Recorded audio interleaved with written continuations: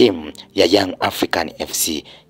yasukumwa nje michuano ya CAF Confederation Cup, ambapo imeelezwa klabu ya Young African FC ya nchini Namibia imetupwa nje ya michuano ya kombe la shirikisho Afrika almaarufu kama CAF CAC kufuatia kipigo cha jumla magoli 7 dhidi ya Royal Leopards ya Eswatini. Kwenye hatua za awali kabisa, Young African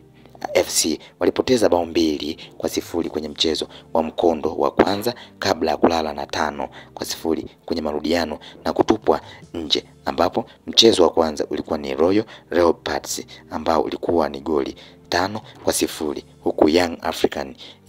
ikawa na goli 0 na aggregate inasoma ni 7-0. Huku katika michuano mingine, timu hii ambayo ilitabiriwa kwamba inaweza kuonyesha ushindani zaidi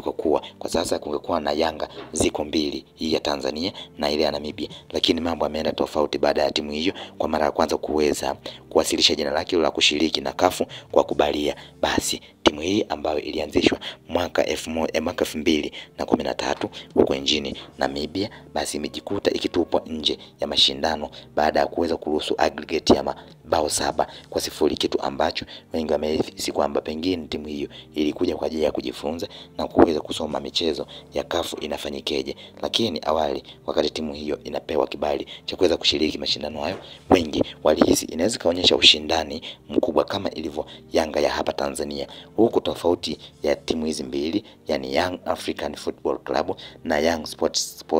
Club ya Tanzania, ni maneno tu mawili. Kuna moja ni FC, yani ni Football Club, na nyingine ni Sports Club ambayo hii ni ya Tanzania. Hivyo kuna utofauti wake ni neno FC pamoja na neno SC, lakini zote zinajulikana kama Young African, yani vijana wa Afrika ambao wanapambania. Huku sasa timu hii kwa mara ya kwanza inawasilisha jina, basi imejikuta ikipokea kipigo kitakatifu kutoka kwa Royal Leopards ya huko Eswatini kwa hatua za awali kabisa, yani hata hatua ya pili hawajafikia, na kufanya timu hiyo iweze kutupwa nje kabisa ya mashindano hayo na kupewa mkono wa bye bye kwa kushiriki kwao. Lakini mpaka sasa hakuna taarifa yote iliyotolewa kwa kuwa aggregate zenyewe zinasoma ni 7-0.